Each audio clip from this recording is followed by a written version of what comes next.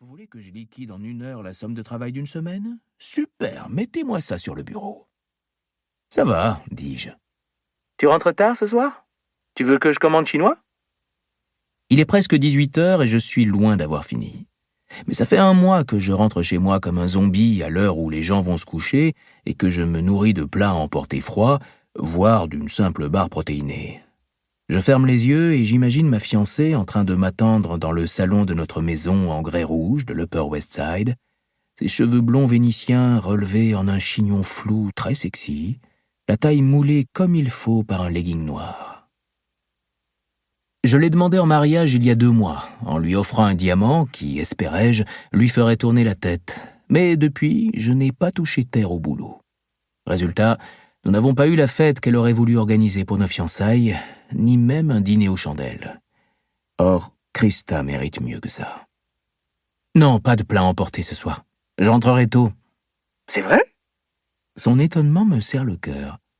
Ouais, et je t'emmène au restaurant, Blake, murmure-t-elle.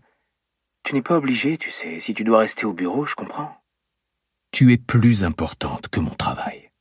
J'ai énoncé ce fait d'un ton ferme, d'un ton qui ne souffre pas la contradiction. Ouais, je t'emmène dîner ce soir. Et dans un très bon resto, alors te coupe pas l'appétit. Je serai à la maison vers 19h30. Cette perspective semble la transporter de joie. Après tout, le boulot sera toujours là demain. Et puis j'ai un ordinateur portable, je pourrai l'ouvrir en douce quand Christa se sera endormie. J'adore la vie à 2. À 25 ans, l'idée de vivre avec une femme me paraissait inconcevable. Mais en fait, c'est génial. Ça se passe tellement bien que nous avons décidé de prendre un animal domestique, sorte d'entraînement tacite à l'arrivée éventuelle d'un enfant. Au départ, nous pensions adopter un chat ou un chien, mais une telle responsabilité n'étant pas compatible avec la vie que nous menons, nous nous sommes rabattus sur un poisson rouge. Elle s'appelle Goldie. Certes, les poissons rouges ne sont pas des animaux particulièrement câlins, mais je m'y suis déjà attaché. N'empêche, il faut vraiment que j'apprenne à équilibrer travail et vie privée. Cette promotion, j'en avais besoin pour nous offrir la vie que nous voulions. La vie que mérite Christa et qui, je l'espère, sera plus agréable que celle qu'a eue ma mère. Cette promotion, j'en avais aussi besoin pour payer la maison, car les mensualités du prêt engloutissaient tout mon salaire. Moi, je suis parti de rien, d'un milieu modeste que j'ai toujours détesté. Mon père tient une petite quincaillerie et toute sa vie, il a eu du mal à se maintenir à flot. J'ai donc fait en sorte que ma vie à moi soit différente de la sienne. Pas question de m'angoisser parce qu'on a laissé les lumières allumées. Je glisse le téléphone dans la poche de mon pantalon sur mesure, au pli impeccable. Encore quelques détails à régler et je décolle. Mais avant de faire pivoter le fauteuil vers mon bureau, je regarde une dernière fois par la fenêtre. Le vitrage me renvoie mon reflet.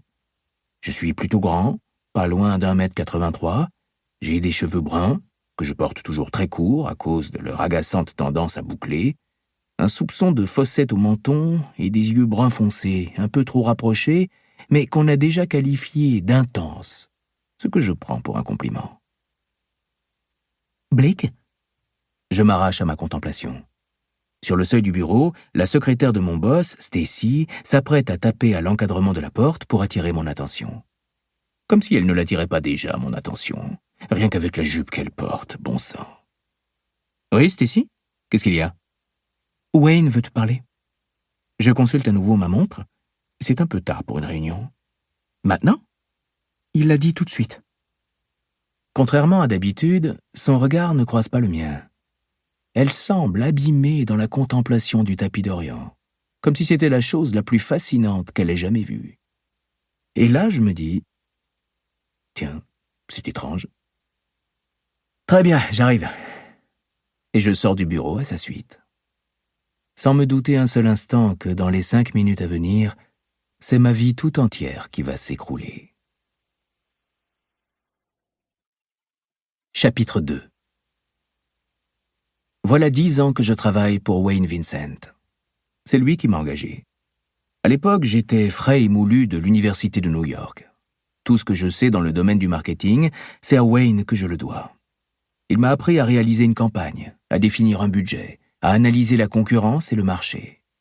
Depuis que je le connais, il s'est marié et a divorcé 2 fois, il a pris et perdu environ 20 kilos, Et à nous deux, nous avons consommé l'équivalent d'un... Livre audio complet gratuit disponible en description de cette vidéo.